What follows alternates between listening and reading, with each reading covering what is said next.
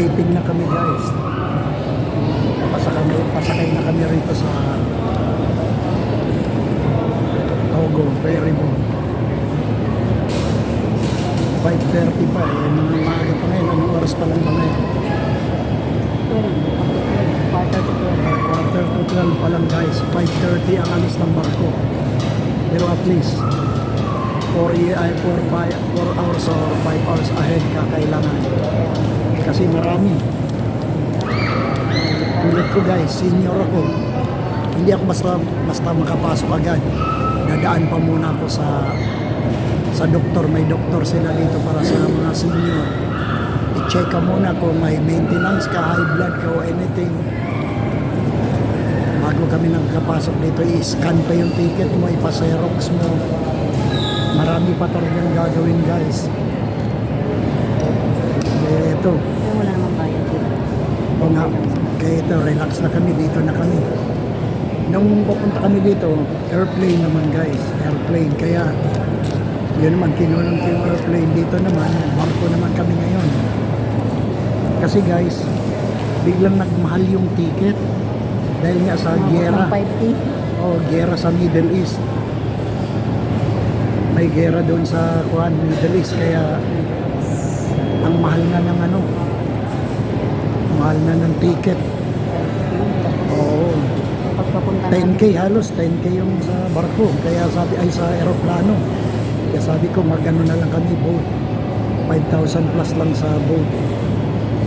Kaya, tsaka masyadong mas masarap sa boat kasi may pagkain dito at saka may bar. Pwede kang mag-listen ng music. Kasi may house band sila dito guys. Kaya hindi ka mainip pag nasa barko ka. Kasi kakanta-kanta ka kung mahilig ka sa kanta. Kapag nasa barko kasi may train kaysa sa airplane. Pwede ka mag-video doon sa terrace, sa taas, sa rooftop. Yan. Kaya medyo masaya. Kaya itong aking sidekick, talagang walang kahulilit na biyahe ito. Mapahimpapawid, mapadagat. Kaya tingnan niyo yung ngiti niya guys. Ngiting akala mo mapera. Yan. Nasa harap namin yung barko ngayon guys. Sana. Yung sasakyan namin nasa harap lang. Nasa loob kami ng waiting area. Dito sa boarding gate, departure area nila ito. Nung dati, yung mga senior sasakay pa ng bus para pumunta sa barko. Para pumunta sa barko. Ngayon, hindi ko alam kasi mainit din. Hindi na. Kasi malapit lang. Nasa harap lang natin. Diyan din naman yung barko. Dati malayo. Umikot eh. Umikot ba? Oo. Dati malayo yung dinungguan. Hindi ko na rin matandaan. Dinungguan. Mamaya kalala, dinuguan. Dinaungan. Yan, dinaungan. Yan, medyo kukunti pa ang pasahero as usual tulad sa airport noon. Pero mamaya pa yan. Maaga talaga kami guys kasi kung may aberya at least may oras pa, may allowance pa. Umalis tayo sa bahay natin. Tulad kanina. 8:30. Ang itinerary ticket kasi namin guys nasa cellphone. Ang ginawa namin, pinaserox namin doon sa Bulacan. Kaso hindi in-honor dito yung Xerox. Hindi pwede. Kailangan pupunta ka pa roon sa Togo office para i-Xerox nung pattern ticket nila. Kaya ayan na. Yan na guys, yan. Yan ang itinerary ticket namin yan. Dalawa ka. Yan. Kaso pagpasok mo doon sa gate, itatanggalin nila. Harangin ka pa, pupunta ka pa sa Tatanggalin kami. Pupunta ka pa sa doon sa ipa-scan mo yung ticket mo tapos standby ka muna, di ka pa pwede pumunta sa area na ito dahil nga may doktor sila i-check upin kasi kung medyo may dinaramdam ka, you're not allowed to embark sa boat. Kaya nagsadya agad ako doon, wala naman, physically fit naman kasi ka-x-ray ko lang nung Webes at nagpa-blood test din ako, 110/80 ako. Tapos ang timbang ko ilan? One, ay, 70, 67. 67, dati 75 ano? Oo, 75, ngayon 67, medyo pumayat ako guys. Ganun talaga pag wala akong pera, nangangayayat ako guys. Kaya impossible, dapat lagi akong may pera. May ganun. Eh, ang lakas gumastos nitong katabi ko. Akala yata CEO yung kanyang ano eh, partner. Hindi kaya. Mukhang CEO lang ako guys, pero OAC talaga ako. So, Hindi, masaya rin itong ano namin kasi biyahe-biyahe. wala Eh, lang tayo naman. alam mo naman, medyo bata pa itong kasamahan ko, ay kasama ko. Kaya thrill sa kanya yung mga journey, ganon. Biyahe. Nung papunta kami rito nung, if I remember, February 12, no? February 12, by plane naman kami noon. Cebu Pacific. Yan. Kaya ang layo sa airport. Diyan pa ngayon tag ng Cebu Pacific. Oh, nandyan sa pa yung tagsabag namin. Ngayon naman, dito naman kami sa barko naman. Kaya very interesting nga, tsaka ano rin talaga. Enjoyable talaga ang trip. First Mamaya. time ko lang guys nakasakay ng Airplane. Yeah. Hindi, first na, time. hindi naman siya natakot guys, parang casual lang. Pero ang sapatos niya, naka-high cut siya, sobrang lamig, parang yellow yung paa niya. Pero hindi pa siya natakot noon. Naghalo na yung lamig at saka takot. Kaya yan, ganyan ang nangyari kay Yumiko. Pero Yan. maganda rin. Kasi at least, Naka-high cut yung sapatos niya guys para hindi rin siya lamigin. Tapos nag-inner pa siya sa loob ng pants niya. May inner. pero ang lamig ng po ako para Ah, guys. siya lang naman nilamig. Lahat ng mga tao doon naka-short sleeve lang siya. Lagi po ako umiis sa CR. Tapos twice yata o thrice na nagpunta siya sa CR. Ako, Apat yata. hindi ako nagpunta sa CR guys. Siguro dahil sa ano. Yung kaba, naghalo na yung kaba at saka lamig. Siyempre pag first timer, ganun Tsaka talaga. kasi ano yung parang umuuga yung mga airplane. Siyempre umuuga yun kasi may hangin sa taas. Ha? May hangin, hinahampas din ng hangin yun eh. Ay, ganun. Tsaka sumobra na tayo sa ulap.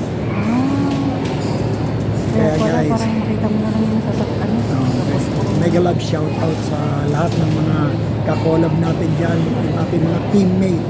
Of course, always namin binabanggit yung aming butihing admin, Lani Gabiano. Hello admin, thank you for everything. Malapit na rin siyang paalis na naman ng Hong Kong. Yung team namin umaalis lagi. Yung iba sa bahay lang umaalis tapos uwi rin. Yung admin namin Hong Kong personnel po yun eh. Hong Kong personnel. Pero nandito siya ngayon kasi nagpagawa ng malaking bahay. kami Manila to Palawan lang, Palawan to To Manila. Sa ngayon, oo.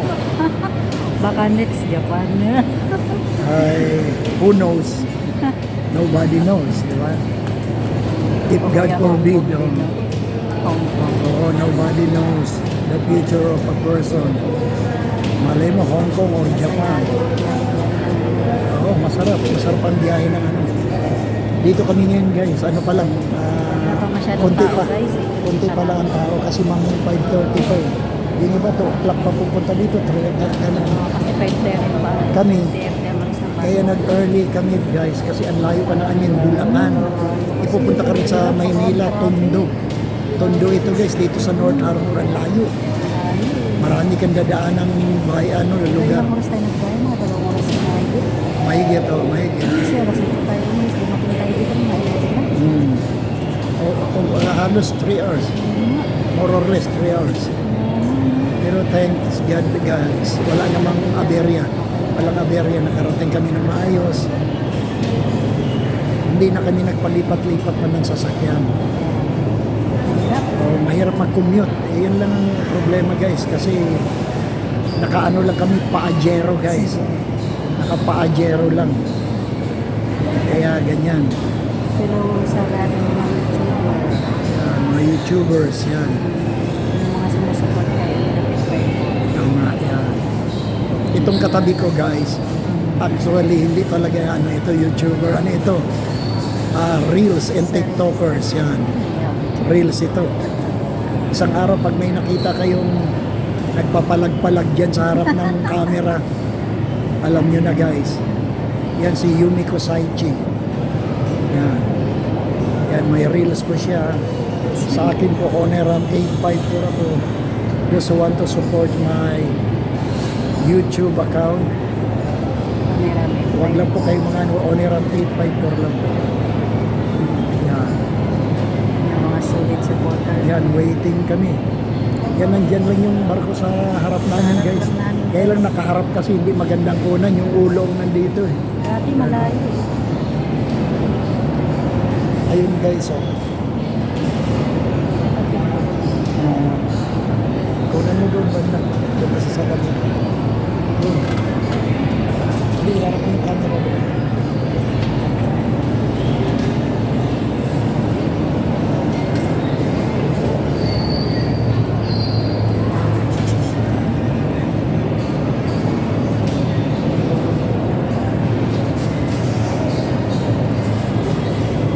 Ganun.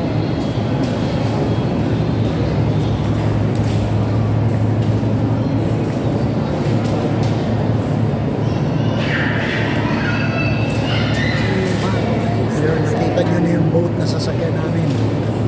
Nakaharap kasi siya kaya hindi makunan yung full body na Hindi barko. katulad nung dati, di ba nakaganon siya? Hindi. Pag doon ka sa kabila siguro kuha yan. Tulad niya, no? Ganyan, di ba?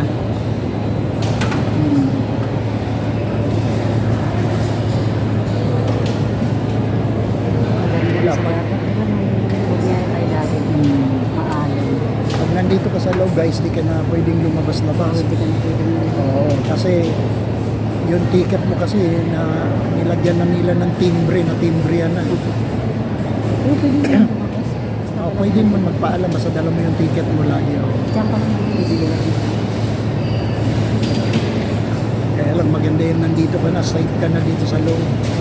Tsaka ano nga pala ito guys, aircon, fully aircon. Alam mo, pati sila. Kaya ang sarap po, pati CR aircon dito guys. Parang maraming piso. Ilan na? Ah. Ayan. Basta guys, Nagani-galan siya. wish us luck and happy trip to us. And Happy New Year pa rin guys kasi of course New Year pa rin 2026 na, di ba? Sana naiwan na natin yung mga kamalasan natin, mga sama natin ng loob ng last year. Yan, Dapat muna.